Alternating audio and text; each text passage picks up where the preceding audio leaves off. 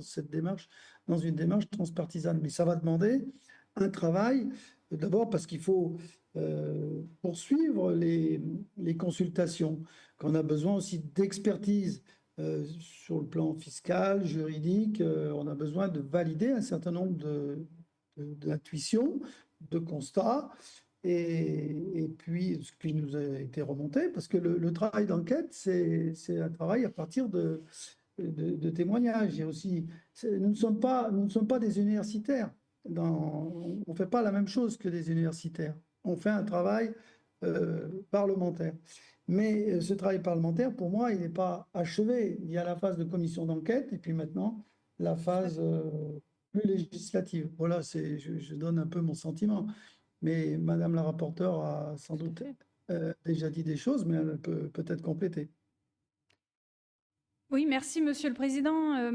Mais je vais dans le même sens, hein, c'est-à-dire que, évidemment, à partir du rapport de la commission d'enquête, comme je l'ai dit, je souhaite et j'ai noté que vous y étiez prêts et tant mieux que l'on bosse ensemble pour porter des propositions ensemble. Ensuite, il y aura le débat budgétaire. Pour ma part, je porterai aussi un certain nombre de propositions avec mon groupe, la France Insoumise en l'occurrence, pour, par exemple, mettre fin aux avantages fiscaux qui, aujourd'hui, favorisent clairement des pratiques prédatrices. Quand aujourd'hui, on a des avantages fiscaux clairs et nets sur des LBO, des rachats avec effet de levier de dette, qui sont avec des effets de levier excessifs, dont on sait clairement que ça va endommager fortement une entreprise qui va pourtant bien, je considère que cet avantage fiscal, il est à proscrire aujourd'hui.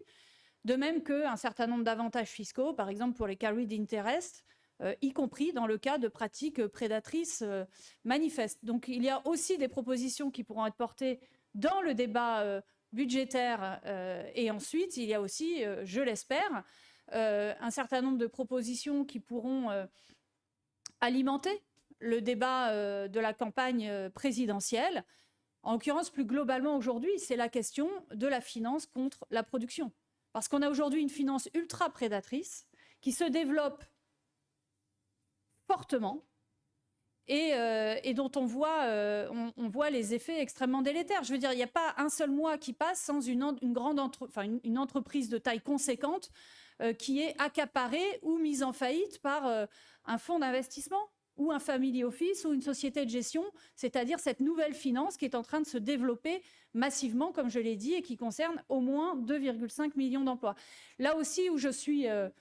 où je suis rassurée dans le fait que nous allions porter des propositions qui pourront être majoritaires à l'Assemblée nationale, c'est que, je veux dire, des acteurs très différents, très divers dans les auditions ont plaidé pour un certain nombre de mesures fortes qui permettent de s'attaquer à cette finance prédatrice.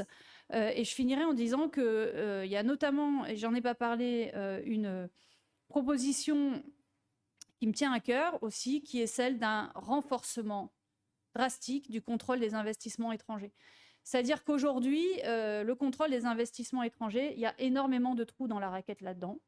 On a des autorisations par Bercy qui sont extrêmement discutables, mais par ailleurs, il y a plein de champs qui ne sont pas concernés par le contrôle des investissements étrangers.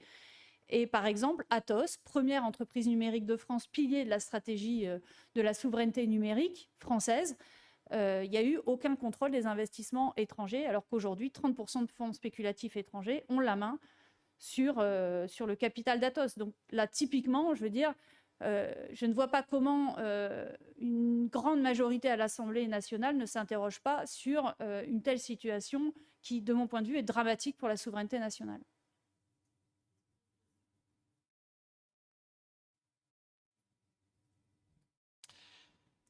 Bonjour Madame la rapporteure, bonjour Monsieur le Président. Laurent Lequintrec pour les Échos Capital Finance. Madame la rapporteure, vous avez commencé votre présentation en disant que les fonds prédateurs étaient une raison majeure des défaillances et des pertes d'emplois en France. Dans le rapport, vous citez les statistiques de 70 000 défaillances d'entreprises l'an dernier. Est-ce que vous avez pu comparer en proportion du nombre de LBO au sein des entreprises françaises s'il y avait effectivement davantage de pertes d'emplois et davantage de faillites dans les sociétés qui sont sous LBO.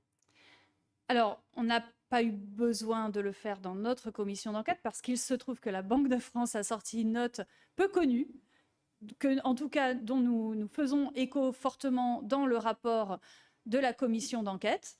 Et ce rapport de la Banque de France montre qu'une entreprise sous LBO, alors je n'ai pas les chiffres exacts, mais est beaucoup, beaucoup plus vulnérable et sujette à des risques de faillite et plus endettée qu'une entreprise qui n'est pas sous LBO. Et donc, la Banque de France elle-même alerte sur ce mécanisme du LBO. Et je veux dire qu'aujourd'hui, plus de la moitié... Enfin, quand un fonds d'investissement, donc j'ai dit c'est 2,5 millions d'emplois qui sont sous fonds d'investissement, enfin, dans des entreprises sous fonds d'investissement, quand il y a un fonds d'investissement, plus de la moitié des cas, c'est sous forme de LBO. Donc, le LBO est devenu un mécanisme massif financier de la finance, de cette nouvelle finance hors banque, d'accord, avec des utilisations de leviers qui sont franchement extrêmement risquées. Et on a une audition avec des économistes qui étaient vraiment de tous bords, d'accord, et qui vraiment nous ont tous dit, aujourd'hui, oui, il y a un problème de prédation, en tout cas de LBO excessifs qui mettent en danger un certain nombre d'entreprises en France. Voilà, donc, et je veux redire que la France est la première cible européenne pour les LBO. Donc, c'est un phénomène massif, particulièrement en France, et lié, bon, je ne rentrerai pas dans les détails, mais lié notamment au fait qu'en France, nous n'avons pas, pour ces entreprises non cotées, nous n'avons pas d'alternative réelle en matière de financement. Du côté des banques, vous voyez, c'est compliqué, mais surtout, il n'y a pas de fonds publics, il n'y a pas d'investissement public qui permet aujourd'hui réellement de venir en aide, en soutien de ces entreprises en difficulté. Et c'est un vrai problème parce que chaque fois, la réponse, finalement, il y a eu quelque part, ceux qu'on a auditionnés de tous bords ont fini par reconnaître qu'il y avait un problème avec ces pratiques prédatrices. Mais toujours, notamment en ce qui concerne les ministres, en nous disant mais il n'y avait pas le choix. Bah, il n'y avait que le fonds prédateur ou la faillite. Mais c'est une vraie question. C'est une responsabilité politique de ne laisser que comme choix le fonds prédateur. Y compris en ce qui concerne des entreprises qui sont quand même extrêmement importantes du point de vue de la souveraineté. Je pense aux fonds de Bretagne, à Val-d'Une, aux Forges de Tarbes, qui sont censées être celles qui vont fabriquer des obus particuliers. Bon, et c'est déjà le cas des Forges de Tarbes.